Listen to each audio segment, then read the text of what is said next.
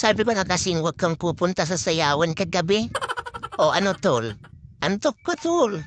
Giling po more sa piyestahan, tol. Sabi ko naman sa'yo, di ba?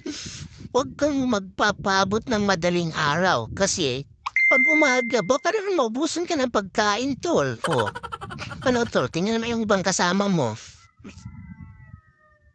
O, di ba, tol? Hindi sila antok, mga tol. O, naanday ka nila. Sabi mo kasi hanggang alas 10 ka lang. Bakit alas 10 ka na ng umaga umuwi? Ano, lasing pa ba kagabi, tol? Ano? Agdan yan, tol. Hindi yan upuan.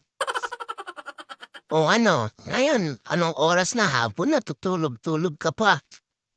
Sabi ko sa iyo eh. Tapos ngayon, gutom ka. Yung mga kasama mo, busog na katahanap ng pagkain nila. O, ano, tol? Hindi na bibili ang antok, tol? Ano? Gutom ka na, ano? Tulog na lang, tol? Itulog na lang ang gutom.